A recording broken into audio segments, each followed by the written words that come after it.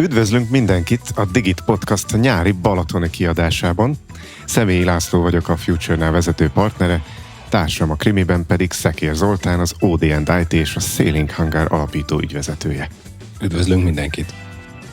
A Digit Podcast célja, hogy akit nem elégítenek ki a felszínes cikkek és a hangzatos jelszavak, az közelebb kerülhessen a digitalizáció és az informatika mai meghatározó trendjeihez.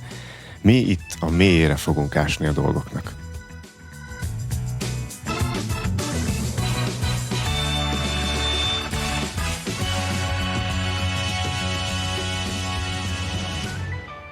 Először is mindenkinek vidám nyarat és sok-sok vízpart és hegyi kikapcsolódási lehetőséget kívánunk. Mi is úgy döntöttünk, hogy a mai két felvételre a magyar tenger partján, a Balatonfenyvesi Yacht Club Hotelben kerítünk sort, hogy utána egyből kipihenhessük a fáradalmakat. Merre tart az informatika világa, mennyire kell ezt előrelátnia egy gyártónak, és mennyit oszt meg mindebből a vevővel. Milyen gyakran kell ránézni egy felhőstratégiára, mit adott az emiatt tárhelyszolgáltatásoknak. Garantált, ma sem fogunk unatkozni, Zoli. Vendégünk Wider Máté, a Fujitsu regionális értékesítési vezetője, és Sebestyén Péter, a Fujitsu értékesítési tanácsadója. Üdv újra itt a Digit Podcast stúdiójában. Üdvözlünk mindenkit! Köszönjük a meghívást! Sziasztok! Azt hiszem, ma sok új magyarítást kell majd találjunk. On-prem, multi-cloud, on-demand cloud, software-defined cloud, már most kezdjetek el gondolkodni ezeken. De addig is egy bemelegítő kérdés. Milyen IT irányokat láttok a következő 2-3 évre nézve, és ti magatok milyen forrásból szereztek ehhez információt? Például a saját belső források, azok elegek ebben a témában? Majdnem. Kezdem, így áll csak nyugodtan. Hát az irányokat egyébként elég könnyen megkapjuk. Abból kifolyólag is, hogy sokat járunk nemzetközi szinten nyugat-európai konferenciákra, és általában azt tapasztaljuk, hogy ami ott hype, az körülbelül egy 2-3-5 év múlva lesz itthon. Emiatt van egy nagyon pici ilyen shift, vagy ilyen csúszás, bocsánat, magyarítunk, ami nem is feltétlenül baj szerintem, de az mindenképpen egy könnyebbség nekünk, hogy elég ránézni a nyugati példákra, és körülbelül az várható egy kisebb csúszással itthon is. Két rendezvényeteken voltam, és mind a kettő más célcsoportot szólított meg. Az egyik a bajnokok reggelie volt, a másik pedig ugye a Péter féle HRP-s bemutató, ahol Microsoft és Fujitsu egy szoftver környezet, egy olyan megoldását hozta elő, ahol a felhőből való leköltözés, vagy a párhuzamos működés, vagy csak a földi kiszolgálás is meg tud valósulni.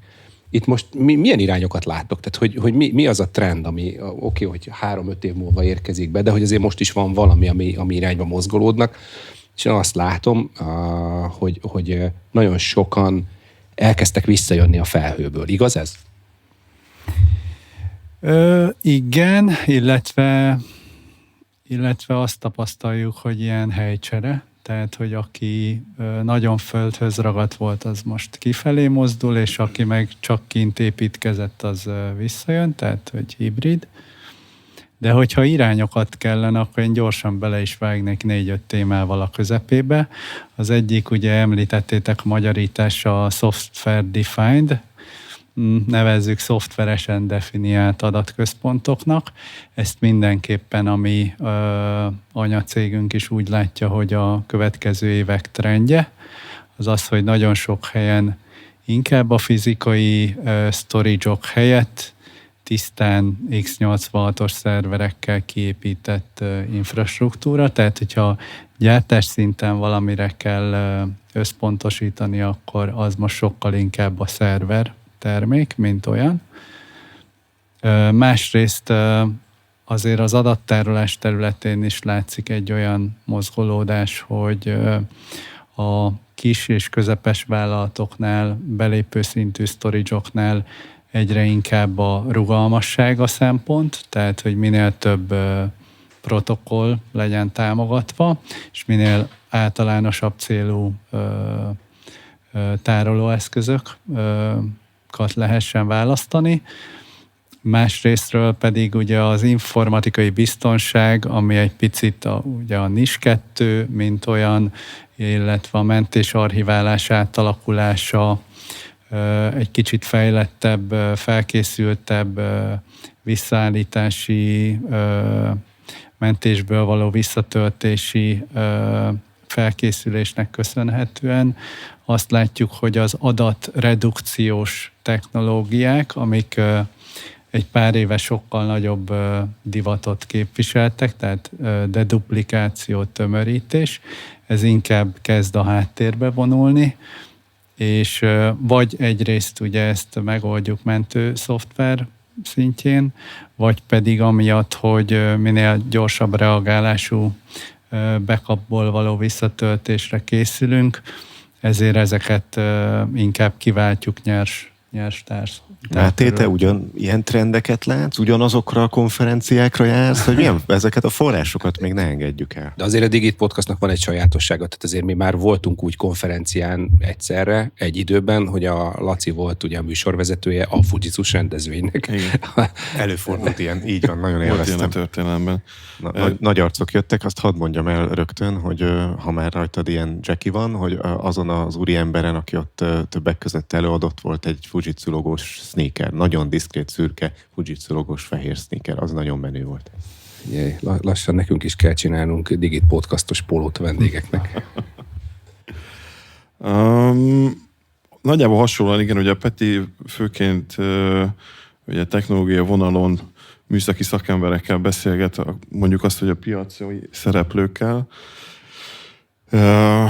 Én azt látom, meg azt tapasztalom, például a legutóbbi beszélgetésünkhöz képest, ugye amikor arról beszélgettünk, hogy nem annyira tudatosan készülnek a szervezetek arra, hogy mire szeretnének berendezkedni az elkövetkezendő 4-5 évre, hogy előjönnek olyan kérdések, vagy olyan interakciók ezektől a szervezetektől, vezetőktől, hogy nekem biztos, hogy a felhőben van a legjobb helyem, vagy annak a szolgáltatásnak, vagy annak a működésnek a felhő az egyetlen útja, vagy kell ebbe egy kicsit gondolkodnom, hogy megtapasztaltam, milyen egy áramszünet, és hogy milyen ez, amikor miniszterek hívogatnak, hogy miért nem működik. Tehát, hogy elkezdik feltenni maguknak szerintem ezeket a kérdéseket, és ezért ez sokkal komplexebben, inkább ilyen hibrid megoldás felé indulnak el. Sokan megtapasztalták, hogy a felhő amennyire skálázhatóan rugalmas, költségben nem biztos olyan hatékony. Ki vagyok egy kicsit szolgáltatva, amikor egy-egy felhőszolgáltató év elején a inflációval megerősített áremelkedésről megkapom az értesítőt. Tehát azt gondolom, hogy próbálja mindenki azokat a kockázatokat csökkenteni, amit eddig meggondolatlanul kitette a saját szervezetét, és próbál olyan megoldásokat keresni, most nem akarok előre haladni, de ami mondjuk az én hatékonyságomat és eredményességemet még jobban tudja növelni, legyen az valamilyen automatizáció, mesterséges intelligenciával kiváltott feladatok, és az emberi humán erőforrás pedig tudom más olyan feladatokra allokálni, amivel további eredményességet tudok előidézni. És a 2 dolog nagyon fontos. Az egyik, hogy itt említetted ezt a mentőszoftvert, és akkor most így korábbi vendégeinket szeretném idézni, hogy azért itt volt egy Tekero nevezetű cég, aki kifejezetten mentéssel foglalkozik.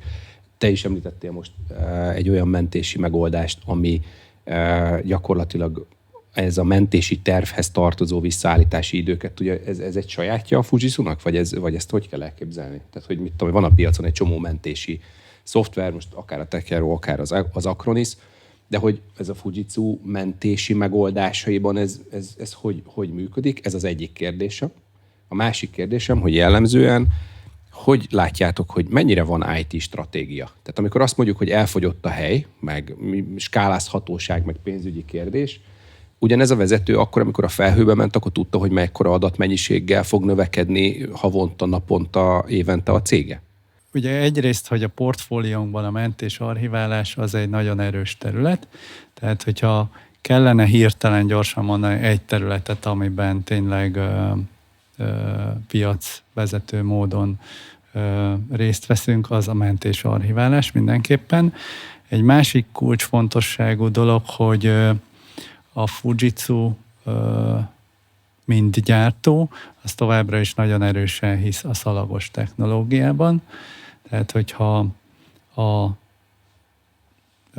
terabyte per dollár vagy euró, most tök mindegy alapon nézzük a költségét a tárolásnak, mentési tárhelynek, archiválási tárhelynek, akkor még mindig azt látjuk, hogy megbízhatóságban és költséghatékonyságban mindenképpen egy szalagos technológia, ami kifizetődő hosszú távon.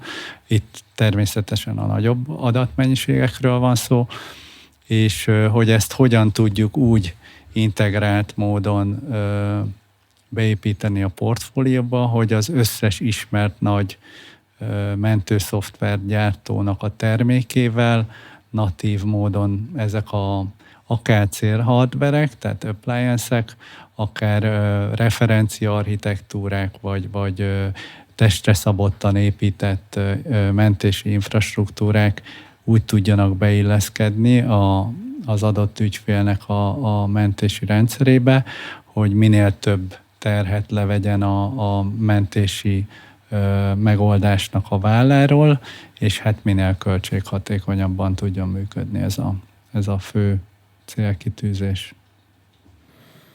Peti is mondta, szerintem, ha a portfóliónkból meg kell nevezni egy területet, akkor tényleg az a adattárolás és kötőjelmentés archiválás az, amiben azt gondolom, hogy tényleg erősek és piacvezetőek vagyunk, nem csak Magyarországon, elmondhatom azt, hogy a régióban is, és nagyon jó tapasztalatokkal, referenciákkal rendelkezünk. Adat tekintetében ez azért egy kulcs kérdés, mert nemrégen volt például pont egy olyan beszélgetés, ahol a Peti is ott ült az asztal másik oldalán, és egy európai államigazgatási szervezetnek a adatállományáról beszélgettünk, ahol például napi 1 terabájttal nő az adatállomány, napi 1 terabájttal, és ugye a kérdésre válaszolva, hogy itt azért már olyan mértékű növekedés tapasztalható, hogy az óriási kockázatot jelentene, egy vezető nem kalkulálna ezzel előre. Vannak Magyarországon is olyan államigazgatásihoz kapcsolódó szervezetek, ahol olyan mértékű állománynak a digitalizációját végzik robotokkal, automatikával, hogy a üzletmenetet korlátozna, hogyha a vezető nem számolna azzal, hogy az ő tárkapacitása mikorra fogy el, és hogy azra hogyan struktúrálja a beszerzéseit. És ez kell persze, hogy legyen egy olyan gyártó, meg egy olyan partner ebbe a láncolatban, akivel ugye ezeket jól előre lehet kalkulálni, esetleg készletezni, az esetleges üzemeltetés, támogatás is megfelelően fel vannak készülve, de sok esetben az is sajnos előfordul mai napig, hogy ez nem egy fő kérdés egy IT stratégiának a tervezésében. És IT stratégia, azt gondolom, az utolsó kérdésre is válaszolva, hogy szerintem ma már mindenhol van.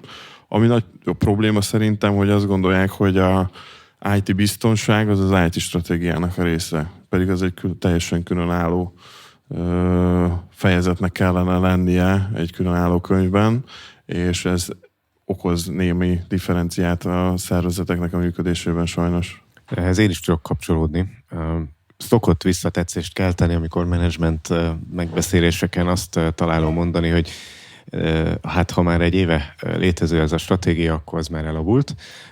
Én azt gondolom, hogy a döntéseinknek a szavatossági ideje az rohamosan csökkent az elmúlt években, évtizedben, ami azt jelenti, hogy hamarabb újra meg kell hozni ugyanazt a döntést egy adott témában, meg kell látogatni, hogy szépen magyarítsam ezt az angol kifejezést, ugyanazt a döntést.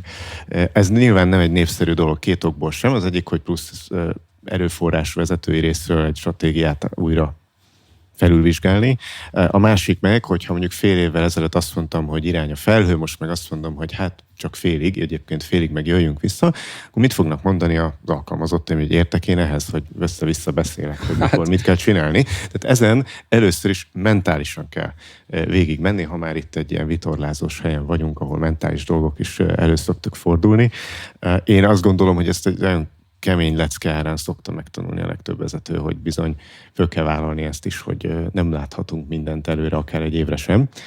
Azt tudjuk vállalni, hogy mindig figyelünk magunk köré, és újra látogatunk olyan döntéseket, amit újra kell látogatni. Azt szeretném ehhez hozzátenni, hogy azért nagyon sokszor a legnagyobb problémát az okozza, hogy a döntést nem hozzuk meg. Tehát most oké, hogy meg kell hozni egy olyan döntést, hogy eddig elmentünk a felhő irányába, de most meg vissza kéne jönnünk, de hát van egy észszerű határ a tervezésben, ahol a vállalható kockázat, mint olyan, megjelenik. És a vállalható kockázatban, hogyha eddig nem tudtam tervezni, hogy 1 terabájtra fogok menni éves szinten, vagy havi szinten, és ez változott, mert közben nőtt a cég. Tehát ugye miért csinálom az IT stratégiát?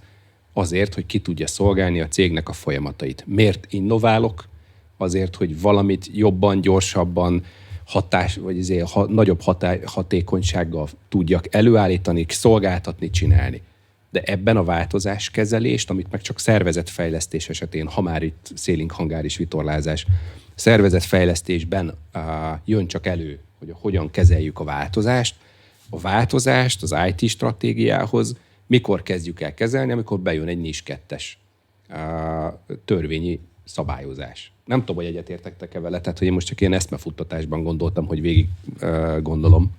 Vagy akkor sem, mert akkor azt mondjuk, hogy gyorsan kijelentünk 5 embert a szervezetből, és akkor már rögtön megúsztuk. 4 óra kevesebb. Igen.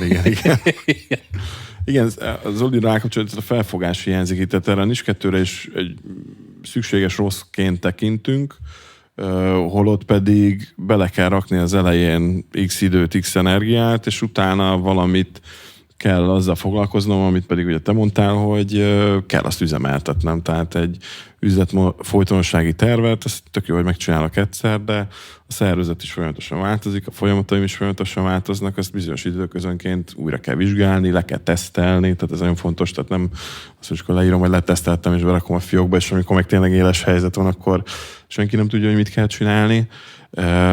De hogy sajnos ez a fajta hozzáállás nagyon-nagyon sok, a KKV szektorban főként nagyon sok vezetőnek a fejében hiányzik. Hát ez a digitális reziliencia lenne, tehát mondjuk ezt úgy tudnám elmondani, hogy most éppen nem vagyunk a Balatonon, rohadtul fúj a szél, amire nem számítottunk, hoztál-e jackit.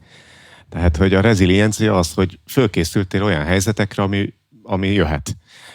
Úgy reálisan. Nyilván egy atomháborúra nem biztos, hogy föl tudsz készülni, de talán nem is akkora esélye van, mint egy kibertámadásnak, ami mondjuk így csak a hetek kérdése, hogyha őszinték vagyunk bármelyik vállalatnál. Na most térjünk vissza egy picit a számok kérdéséhez.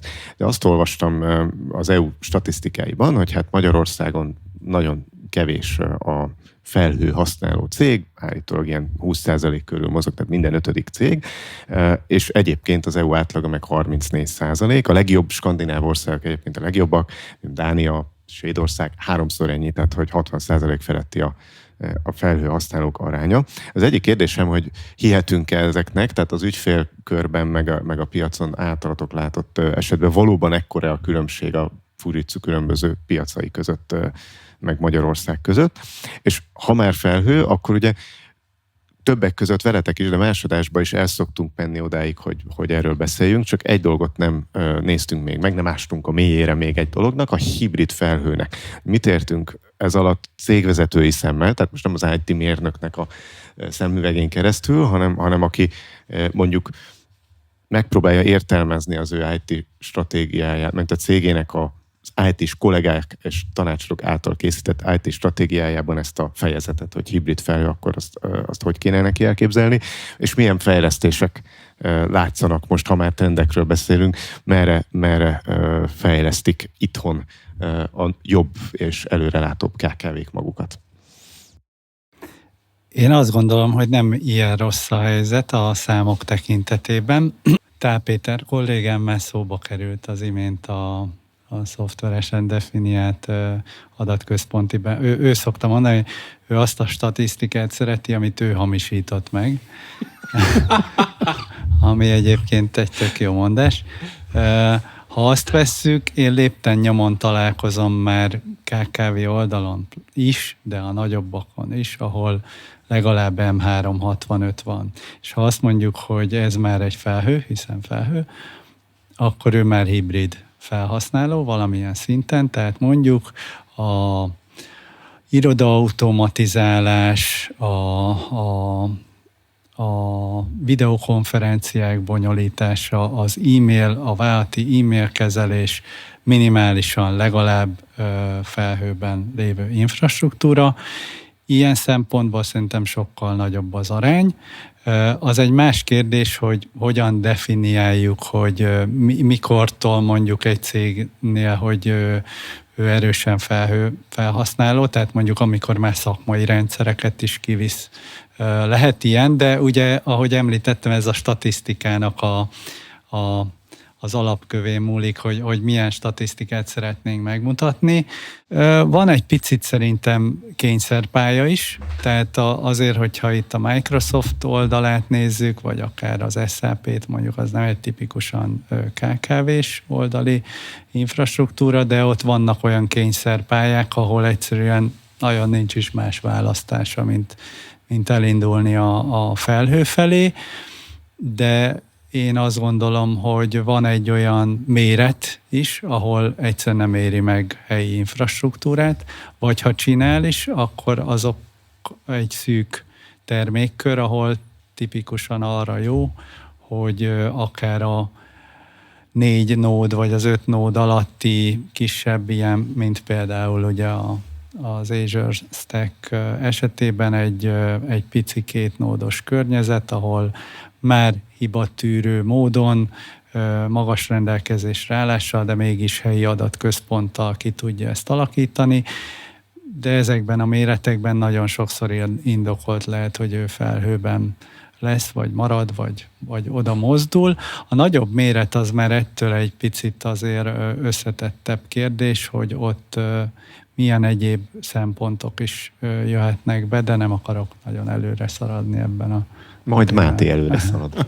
Szét akarnám trollkodni, akkor megkérdezném, hogy van-e a Fujitsu-nak olyan NASA, amit rá lehet kötni a PS-re, mert hogy nyilván egy pár KKV vezér ott tárolja a mentést, de ez csak széttrollkodás szempontjából volt érdekes.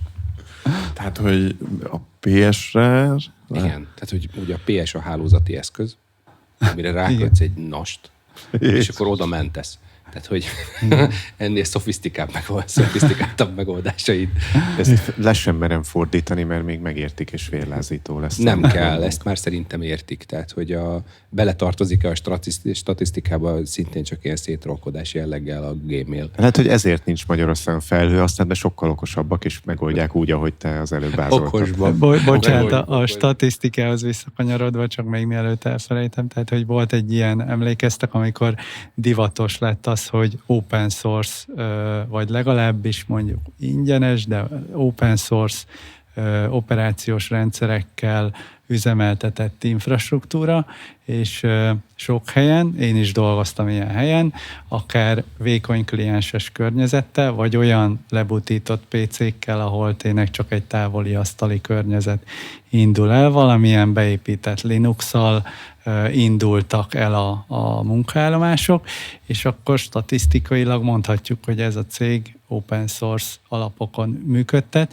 Az egy dolog, hogy mindenkinek a Windows Desktop jön be a második perc végén, amikor már fölcsattant az RDP klienssel, de a kliens operációs rendszer az Linux, tehát igazából Linuxos az infrastruktúra, úgyhogy ilyen szempontból tényleg felfogás kérdése, és az, hogy most NAS, meg PS, meg nem tudom én, az árukeresőn nézünk majd Winchester-t, ami megfelel ennek, az igen, az túlmutat ezeken a kérdéskörökön. Mindig azt gondolom, hogy nincs lejjebb, de Zoli erre mindig rátápol, amikor beszélünk. Egy hasonló példát tapasztaltam meg egyébként is pont az elmúlt pár hónapban, hogy egy tényleg, és hogy itt ehhez kapcsolódik talán az, hogy ki mennyire tudatosan látja ezt a felhőt, vagy hol látja, és hogy talán főként ebben a KKV szektorban talán azért, mert ugye megfoghatatlan dolog, most az égen, vagy most ez hol, vagy most ez mi, hogy most de kirakok az adatokat, ugye ez az adatbirtoklás is, ez a birtoklási vágy itthon is ugye nagyon népszerű, és hogy adott tényleg egy jó eredményes KKV szervezet, ami nem akarom mondani a tevékenységét, de hogy 10-15 fős létszámmal üzemelnek, semmi nem indokolja, hogy office time-ban mindenki egy irodába üljön, de mivel a drágák, különböző felhőszolgáltatások, és a havernak van egy IT üzemeltető cége, aki ingyenes Office 97-et telepít föl, ami tök jól működik, és tudja mindenki használni, és nem kell vásárolni licenszet. Nyugtass meg, hogy nem floppyról telepíti már. Azon se csodálkoznék. És ugye asztali gépek vannak, és cserébe ha nincs internet például, akkor nem dolgozik senki. Ha nincs áram, akkor sem dolgozik senki, mert ugye otthonról nem tud senki dolgozni. Nincs mivel, meg nincs min. Tehát nincs olyan platform. Vagy éppen valaki beteg, akkor ő is bemegy dolgozni, és ugye kockáztatja azt, hogy a következő héten mondjuk az egész csapat beteg lesz. Tehát, hogy én nagyon várom, hogy ebben az irányban is, hogy mikor jön el ez a pillanat, amikor a felhőre nem úgy gondolunk, mint egy szükséges rosszra, amitől nekem félnem kell, és nem csak azt gondoljuk, hogy most rövid távon nekem csak havi ennyibe fog kerülni, és akkor tényleg olcsóbb, mint hogyha megvennék egy földi infrastruktúrát, hanem akkor azokat a kérdéseket is feltesszük ilyenkor, hogy oké, de mondjuk használok egy SharePointot, mondjuk a legnépszerűbb terméknél maradok, de egy egészségügyi szolgáltató vagyok, és hogy mindenféle táblázatot, adatokkal oda fölrakok. Ez hol van? De erre nem is gondolok. Vagy ugye a Gmail szóba került, hallottam olyat is magánegészségügyi szektorból, milyen jó, mert ingyen van, és akkor azon tudunk levelezni. Ez mind semmi, de van hozzá tárhely is. Igen.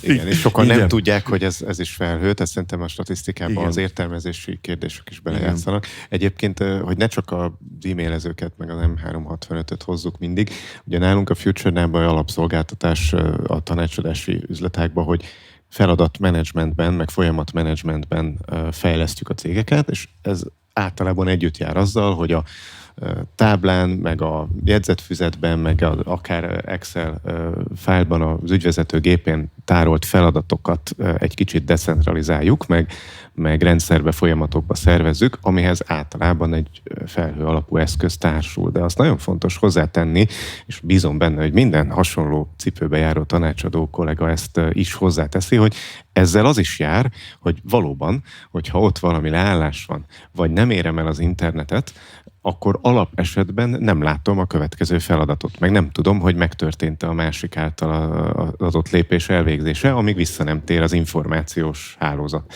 Tehát, hogy ezek nagyon fontos üzemeltetési, vagy inkább azt mondjuk, hogy üzletmenet folytonossági szempontok, amire van megoldás, csak fel kell tenni a megfelelő kérdést, hogy jó ez így? De hogy látjátok, Béláim, hogy maguk a vezetők, vállalatvezetőknek melyik százalékát kéne még jobban edukálni ezekben, amikben mi itt beszélgetünk? 100 az jó válasz? Nem. 42 olyan kevésnek tűnik ebben az esetben. Mert hogy szerintem ez tök fontos. Tehát, hogy hányszor van olyan megbeszélésetek, ahol új dolgokat mondtok el. Tehát ilyet, hogy üzletmenes folytonosság. Ez szerintem tökre nem tudom, kérdezem. Hát ugye nagyon sokszor tapasztaljuk azt, hogy ülünk egy teljesen mindegy egy nagy szervezetnek a vezetőjével, és ő maga elmondja, hogy neki az a fájdalom pontja, hogy nem voltak arra felkészülve, hogy egy 80 éves elektromos kábel az egyszer csak el fog szakadni, ami 30 éves és elpukkan, és hogy nekik nincsen arra megoldásuk, hogy a szerverek ugye máshonnan kapjanak akkor betápot. Pedig jó test a lényeg, ugye? Hát igen. Hadd ne mondjam, hogy talán a legelső szempontnak az üzletmenet folytonosságot tenném, ha én dönthetnék ilyenekben. Csak hát nem olyan a szabályozói környezet, hogy ezt feltétlenül képes előírni, és innentől kezdve viszont valóban a vezetői kvalitáson múlik. Hát hogy le van írva, ebben a hogy szempontból van. itt van a NIS 2, amiben viszont pont, hogy ugyanerre van egy megoldás, és ezért jött elő, és nagyon fontos lenne az, hogy az osztályokba való sorolás, az 1, 2, 3, a 3 esetében azt mondjuk vegyük komolyan, hogy ahhoz már tényleg tartozik egy ilyen audit jellegű tevékenység felülvizsgálat, ahol ezt a stratégiát, amihez eddig nem nyúltunk, meg betettük a fiókba, azt minden évben büntetlenül elővehetjük, leporolhatjuk, és csinálhatunk belőle egy V2-t, és betehetjük újra a fiókba, ha ez a cél. De hogy mi van, ha nem ez a cél? Ez szerintem egy egész adást meg fog érni nekünk ez a kérdés ügy önmagában. De hogy ennyi szakmaiság után most azt hiszem, hogy itt az idő, hogy feltegyünk egy személyes kérdést, és próbáljunk egy kicsit lazítani, és nekünk is jót fog tenni. Hát legutóbb, emlékeztek, miről kérdeztelek benneteket? Kedvenc város? Pontosan, nagyon jól vágja. Na most egy hangyányit tolódna a kérdés, mert ugye itt vagyunk a Balatonnál, hogy jöjjenek a falvak. És hogyha már itt vagyunk Balatonfenyvesen, van-e kedvenc balatoni, vagy akár dunántúli falvatok? Zoli. Én kezdjem? Aha, te mindig más kezdél. Nem maradt gondolkodni időm. Na, hát nekem van. Úgy hívják, hogy Teleki. Ez egyébként itt van, nem messze Fenyvestől.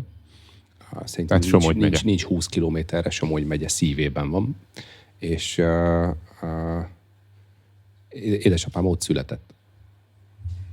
Egészen konkrétan. Tehát én így a családnak a dél balatoni része az idevalósi. Még gyermekkori évek is gyermekkori a bátyámnak, illetve a nővéremnek gyermekkori évei kötődnek ide, én pedig hát mivel van ez a 30 éves vicces korkülönbség köztünk, nekem már nem. De hogy igen. Ha már így Balaton környéke, nekem Zánka jutott eszembe, az mondjuk így a kicsik közé tartozik, és abszolút jó emlékek, tehát Zánka volt az a hely, ahol szinte gyerekként először voltam gyerekekkel együtt, aztán később már félig felnőttként felügyeltem gyerekeket, aztán utána kötődök oda valamilyen szinten táncsportban is, nagyon sok következő szezonális versenyek Zánkán kezdődnek, és olyan szimpatikus hely nekem, hogy úgy megtalálható minden, tehát vannak neki csendes részei, a fesztiválokban is azért elég aktív, tehát hogy az így, ha balatoni kisebb helyet kellene mondani, akkor nekem Zánka. Ha most én maradtam, akkor nekem Csopak, ugye az északi parton, Veszprémhez közel, én főként az északi partot ismerem jobban. A déli parton nem vagyok annyira bejáratos, de... Ezen ma is segítünk egy igen, igen. De egyébként a kedves párom, ő Somogy megyei, úgyhogy sokat járunk errefele, úgyhogy az utóbbi 4 évben azért volt lehetőségem ezt a lemaradásomat behozni. De Csopak talán nekem is azért, mert kedves gyermekkori élmények kötnek hozzá. Szerintem első alkalommal is ott tapasztaltam meg, amikor még nem voltam ilyen magas, meg széles a Balatonnak a szépségeit, meg nehézségeit. Úgyhogy a gyermekkoromban én nagyon sokat jártunk le oda szülőkkel strandolni, és ez talán egy mai napig is megmaradt nekem. Nekem a borkóstolásokra jutott. Igen, Csopakkal én már Merló formájában találkoztam először leginkább. Egy másik nagy japán vállalatnak volt egy időben évente ott megrendezett eseménye, ami általában így ért véget, hogy vacsoráztunk. Nekem egyébként Nemesvámos jutott elsőre eszembe, mert nagyon kedves emlékem kötődik oda. Voltunk ott biciklis nyaraláson a családdal. Az egy viszonylag kevésbé ismert falu, mert úgy kiesik, de egyébként a Veszprémtől nyugatra a felvidéken menő kerékpárút mentén található, tehát hogy nagyon könnyű ott fölpattani a biciklire, jobbra Veszprém, balra meg Nagyvázsony, köszönöm. És amúgy egy tök kedves cuki falu, iszonyú tiszta, hatalmas zöld felületek, játszótér, és minden adott volt egy ilyen családi dologhoz. A másik meg, amit még úgy szeretek, így kedves emlék, az szintén Somogy megyében van Szakcs, mert ott az egyik tanárom, egy statisztika tanárom nőtt fel, és aztán így családi nosztalgiából elkezdett ott felvásárolni szőlőket, meg pincét, és akkor így csinált egy kis birtokot, meg vendégházat, meg ilyesmit. Úgyhogy egy időben gyakran jártam arra is, mert régen volt. Na most a Digit Podcastban időről időre beszélünk pénzről, szinte minden adásban valójában. Milyen forrásból mennek ma projektek, amikben mondjuk ti is dolgoztatok, vagy szállítatok? Van-e már megint pályázati forrás, vagy vannak-e nagy beruházások, amelyeknek alárendelve zajlik egy tárhelyi beruházás is? Vagy minden sporadikus, meg éppen ami van kis nyereség vagy tőke, abból úgy fogukhoz verve a garast ruháznak be cégek? Az én tapasztalatom az, hogy most általánosságban feladatra van forrás elkülönítve, és sajnos sokat tapasztalom, hogy szörnyen hangzik, de valami bajnak be kell, hogy üssön ahhoz, hogy a vezetőkben megszülessen, vagy a pénzügyi vezetők kellőképpen ráébredjenek arra, hogy erre bizony pénzt kell áldozni. Elhisszük, hogy az informatika nagyon sok pénzt el tud venni, egy nem feltétlenül informatikából profitáló vállalat életéből is, de ha azt vesszük, hogy most már a digitalizációval minden fontos üzleti folyamat az informatika támogatásával valósul meg, és alig vannak tényleg olyan munkafolyamatok, amihez nem kell valamilyen számítási vagy tárolási teljesítmény. Vagy adatátviteli, stb. Vagy adatátviteli, ezért igazából nem is értem azokat a kifogásokat, hogy miért kerül sokba az informatika, hiszen hát most már az apparátus is mögötte egyre nagyobb erőforrásokat igényel. Ez a kérdés, hogy azt föltesszük, hogy miért, vagy mennyire sokba kerül, ha nincs megfelelő informatika. Igen. Az a nehéz ebben, hogy 2009-es kutatásban volt benne, hogy az adózott árbevételhez képest az informatikai költség az, hogyha 1% alatt van, tehát 0,5 és 1% között van, az a vállalatra egy halálos ítélet. Ha 1% és 2% közé esik bármi, akkor az megmaradtunk a piacon, és hogyha 2% fölött van erre a költés, akkor pedig piacvezetők leszünk. Mikor kutatás? 2009. Azért mondom. Ma már úgy sejteném, hogy nagyobb százalékokról beszélgetünk. Nagyjából az arányok megmaradtak. Az arányok meg. Tehát az arányok megmaradtak. Én azt látom legfőképpen, és kiegészítve ezt a gondolkodást, hogy ha van most már egy AI nevezetű fekete dobozunk, ugye, mert még az AI-t ezt még nem tudjuk feltétlenül mire használni, de például a Miskolci Egyetemen voltam a múltkor szintén egy előadáson, ahol AI-jal kapcsolatos megoldásokat mutattak be. És hogy folyamatra és gyártásra mutattak be olyan példákat, ahol az úriember a gépészeti, vagy mi ez a gépész tanszékről jött, beírta, hogy készíts egy 4 sebességes manuális váltót. És ezt az AI 6 perc múlva így kiköpte, és mindezek mellé oda tett egy kedes tervrajzot, és oda tett mellé egy 3D nyomtatásra alkalmas fájlt. Tehát itt tart most. És ugyanerre az volt a következő beszélgetésben a kérdés, hogy ugye a kedvenc szava a Lacinak a folyamat. És hogy a folyamat automatizálás, amit én még mindig nagyon gyengének érzek mindig mindenhol, hogy a folyamat automatizálásban a digitalizációt, hogy tudom a céget digitalizálni, hogy tudom beszkennelni, ugye? Van lidár, be tudok szkennelni egy talajt. Vannak különböző berendezései a Fujitsunak is, amivel tudok forgalmakat mérni, tesztelni, teszteredményeket adni, és egy csomó információ rendelkezésre áll. De ténylegesen a céges teljes folyamatnak a beszkennelése az nem megvalósítható, mert hogy a NIS 2 kiberbiztonság most azt csináljuk, hogy kimegyünk és folyamatokat mérünk föl. És mindenre még mindig nem szánnak a cégvezetők időt, miközben ez kerül nekik sokba az informatikában. Meg én még a forrásokról is meghallgattam Igen. Az államigazgatáshoz azért nem tudok források tekintetben nagyon hozzászólni, mert ez egy kolléganőm foglalkozik. Valamennyi rálátásom azért ebben a vonatkozásban van, hogy talán most több helyen tapasztaljuk, hogy elindultak beszélgetések, de még csak ott tartunk, hogy elindultak, és azt nézzük meg, hogy mi fog maradni, amiből tudunk talán majd költeni jövőre.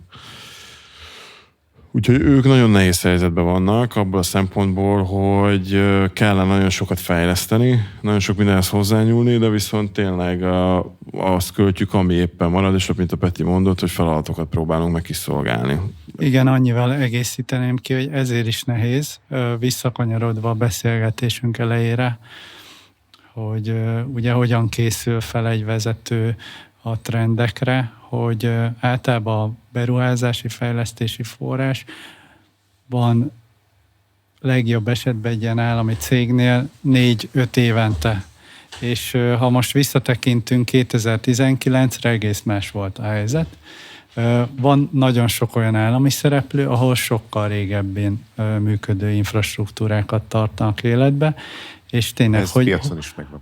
És piacon is megvan, és hogyan legyen felkészülve egy vezető arra, hogyha ő esetleg olyan helyzetbe kerül, hogy forrása van, legyen az saját forrás, Európai Uniós bármi, akkor olyan fejlesztéseket tudjon csinálni, ami időtálló. Hát nem irigylem őket ebben egyébként.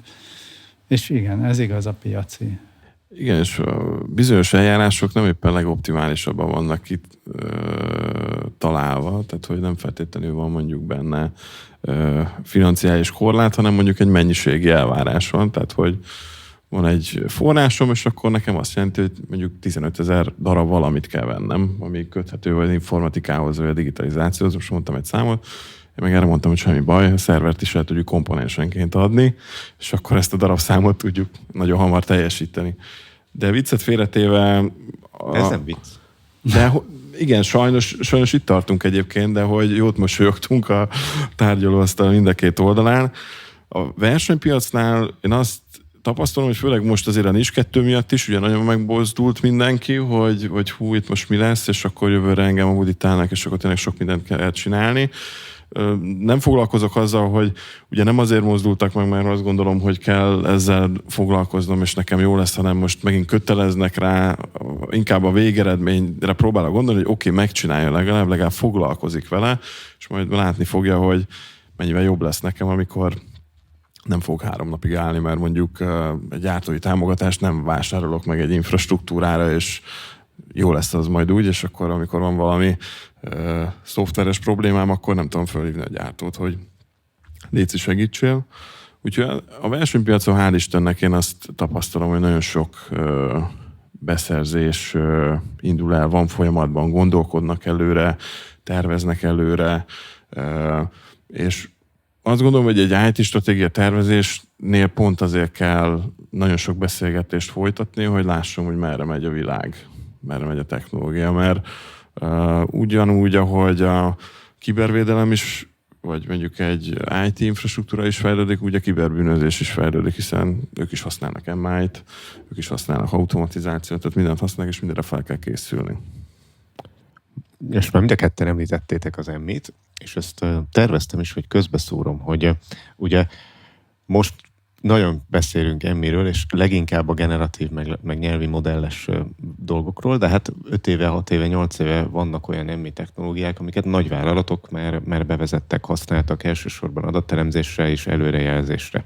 És hogy már ehhez ugye benne van a nevében, hogy adatelemzés, tehát ez olyan, mint hogy a folyamat automatizáláshoz folyamat kell először, az adatelemzéshez is adat kell. Tehát, hogy ez nem ma indult, hogy az adatokkal mit kezdünk, milyen elérhetőséget biztosítunk, milyen régi adatot, milyen gyorsan, mondjuk akárhány nanoszekundum alatt tudok elérni, vagy milyen agregáltsági formában tudom elérni őket, stb.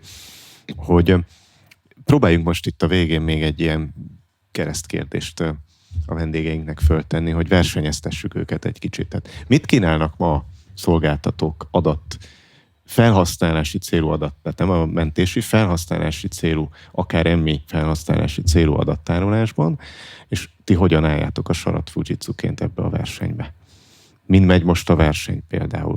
Mik a kritériumai? Most nyilván olyan cégekről beszélgetünk ebbe a kérdésbe, akik innovatívak. És egyébként, amíg gondolkodtok, addig hadd szúrjam közbe, hogy volt márciusban egy ilyen EU-s esemény, hogy EU Research and Innovation Week, és ott az egyik kulcs téma, egy több panelt megérő téma volt az innovatív beszerzések világa, ami nagyon leegyszerűsítve azt takarja, hogy olyan beszerzés, amiben nem exakt tömegterméket, vagy jól specifikálható, versenyeztethető terméket szerzek be, mint mondjuk laptopot kérek ilyen teljesítmény mellett, ilyen kijelzővel, nem tudom, hanem még nem létező, vagy kísérleti fázisban lévő technológiát szerzek be.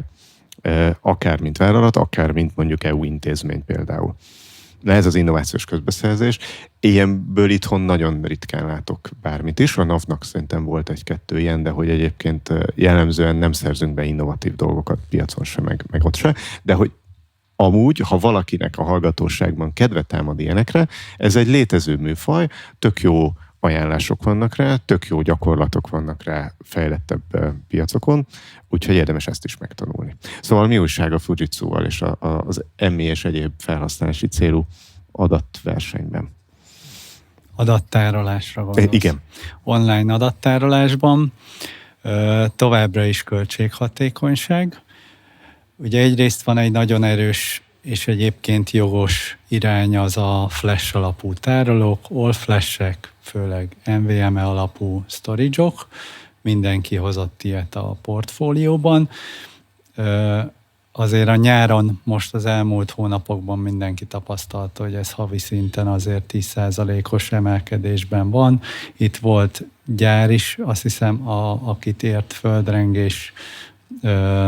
Tehát, hogy a beszállítói láncok is sérültek, és szerintem a kereslet kínálat is annyira változott, hogy azért itt mindenképpen egy költség emelkedéssel kell számolni flash alapú tárolókban, de mégis nagyon szeretjük, hogy gyorsan elérhető, nagyságrendekkel nagyobb teljesítményt ad, mint a pörgődiszk, de a gyártók hogyan tudjanak úgy tárhelyet adni, és itt az online tárolás, ugye nem a mentés, ahogy említetted, hogy ez mégis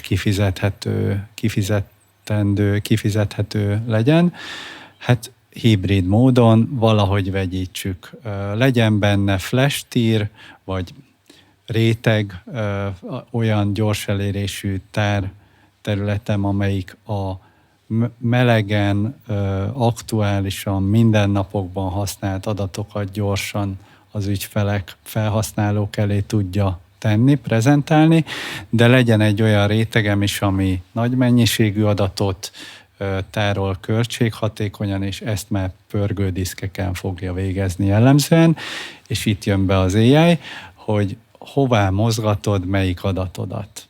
Ki fogja tudni neked megmondani, hogy mi az, ami most majd kelleni fog, ugye bérszámfejtés nem feltétlenül jól kiszámítható, de jól megtanulható felhasználási jelleggörbét ad, különböző marketing folyamatok, bármilyen szakmai területek. Ezeket jól megtanítathatom, vagy figyeltethetem az AI-jal, és aztán az AI-ra rábízhatom, hogy ezeket az adatokat nekem intelligens módon pakolgassa, úgyhogy mindig legyen a flash vagy NVMe rétegemben az, aminek ott kell lenni, és mindig legyen hely a többinek a pörgődiszkekben.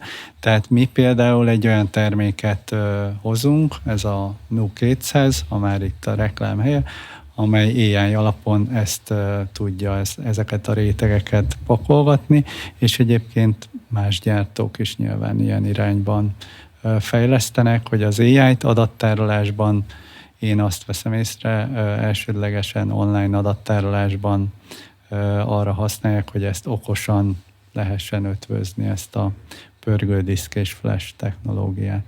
A kép azért nálunk ez csak egy nagyon pici szelete. Amit persze. Ugye a Peti mondott itt adattárolásról, hogy kérdezte és beszéltünk, azt legutóbb minden beszélgetésben elmondom, mert nagyon jó érzéssel tölt el, hogy a Fujitsu az elmúlt 10 évben a top 6 legtöbbet investált technológiai gyártói között van, és megelőzünk tényleg olyan brandeket, amire lehet első gondolatra nem is gondoltunk volna, és ezt pontosan látjuk is, hogy az adatokat nem elég csak tényleg tárolni, hanem kell olyan megoldásokat hozzá adnunk az ügyfeleknek, hogy hogyan tároljuk azt hatékonyan, elemezzük a használati és felhasználási viselkedéseket, hogy tényleg úgy tudjuk kiszolgálni ezekről az eszközökről az adatokat, hogy az a leggyorsabb és leghatékonyabb legyen. Segítsünk a struktúrálásban, tehát ugye nagyon sok szervezetnél rengeteg adat van, de hogy szerintem mindenki küzd azzal, hogy struktúrálatlanok az adatok, és azokat azért nagyon nehéz elemezni. Főleg a saját gép dokumentumok mappájában. Igen, meg a letöltések mappa. Jó, de ennél sokkal durvább adatokról is beszélünk. Ha már az innovatív Fujitsu képe, én voltam Párizsban a Vivatech konferencián nemrég, és ott a Fujitsu standjánál találkoztam egy ilyen startuppal, aki Fujitsu tech stack alapon, tehát Fujitsu eszközöket, meg szoftveres eszközöket használva meg tudja oldani azt, hogy egy sokkamerás videófelvételből mondjuk egy foci meccs, vagy egy tenisz párba és a többi kamera feedjeiből összerak egy 360-as teret a háttérbe, egy virtuális 360-as teret, és azt rakja ki a felhasználó elé mondjuk egy tabletre, és akkor a felhasználó így az ujjával tud forgatni nézetet live, élő adásban, hogy ő honnan szeretné éppen nézni azt a meccset, mérkőzést a különböző kameráknak az adásából. Tehát, hogy ez is egyfajta ilyen innovativitás, meg ez is egy online adathasználat, csak most azért hoztam, hogy ez így néz ki felhasználói szemmel, tehát nem kell itt feltétlenül megragadnunk az irodai alkalmazások világában. Na most lassan be kell fejezzük. Még egy dolgot fölhoznék, mert ugye mondta te is, Péter, hogy ezek a nemzetközi trendek meg helyzetek. Ugye azért a múltkor is említettük, hogy hát a geopolitikai feszültségek azért, meg az ellátási láncokban tapasztalható problémák megnehezítik az informatikusok dolgát, leginkább a tervező mérnökökét, hogy most akkor beletervezhetem ezt az eszközt, vagy nem, mert nem jön. Tehát, hogy ez nincs már ilyen abundancia, hogy szokták mondani. Most ritkaságok vannak, és hogy ez hogyan hat például így a felhő meg helyi tárolás viszonyára ezek a feszültségek, meg ellátási láncbeli problémák, éppen, hogy a felhő felé mozdítanak cégeket, vagy éppen, hogy na egyszer vegyem meg azt a tárhelyet, és akkor utána nagyon jó lesz, mert akkor már nem kell félni, hogy a felhő szolgáltató országával én milyen vitába kerülök. Visszatértünk az eredeti kérdéshez, hogy felhő vagy föld? Hát jó, csak új szemszögből. Na azért jó a vendégünk egy ilyen kérdés céljára, mert hogy egyébként ők mind a kettőben szolgáltatnak. Igen, ha egy szóval, akkor hibridben hiszünk, tehát hogy mind a kettőnek megvan a helye, de én is hiszek abban, és egy picit földhöz ragadtabb a példa, hogy informatikai szolgáltatás legyen az application as a service, platform as a infrastructure as a service.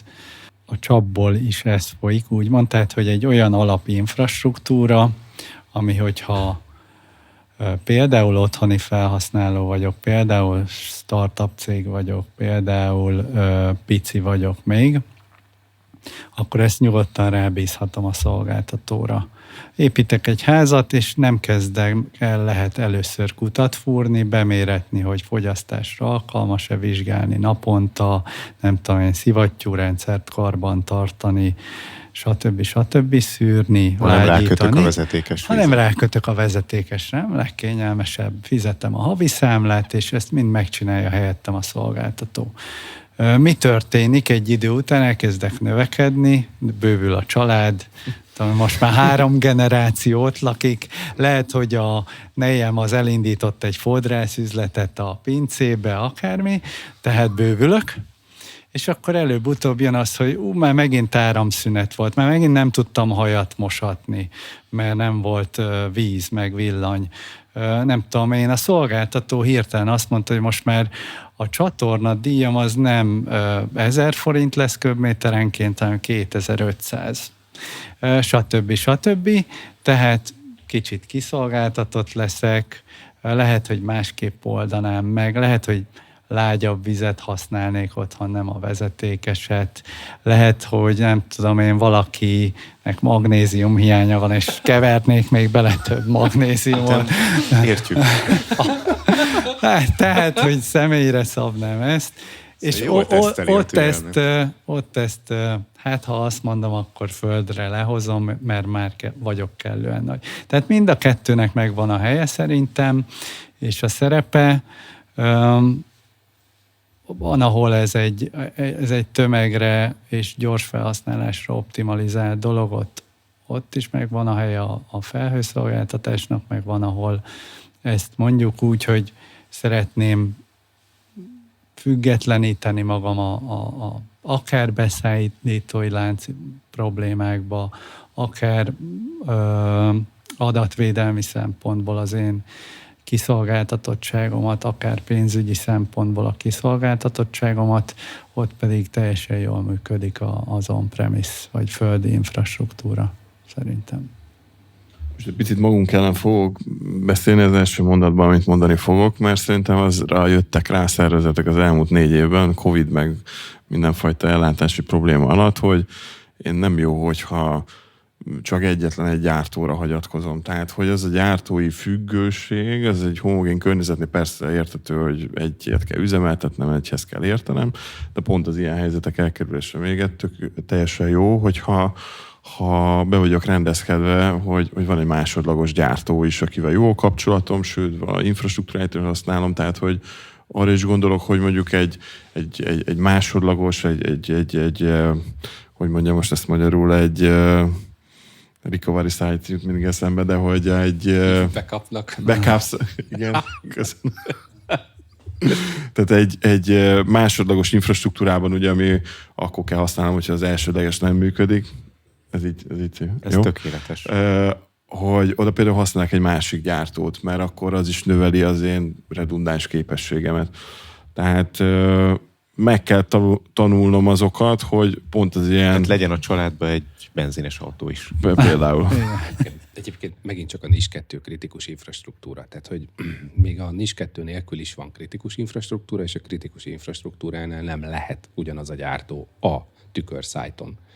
Mert hogy fizikailag problémát okoz, hogyha ugyanaz a szolgáltató mind a két internetvonalon, mert hiába kell 2, ugye, csak hogy más szolgáltatónak is kéne szolgáltatnia, és ugyanez a tartalék vagy mentési szájton, ahonnan vissza kéne állni, nem lehet, mint ahogy a pilóták sem veszik ugyanazt a kaját, Igen. Ennyi fért bele a mai adásba. Péter, Máté, köszönjük, hogy segítettetek a vasak mélyére ásnunk. Köszönjük szépen a meghívást. Köszönjük, hogy itt voltatok.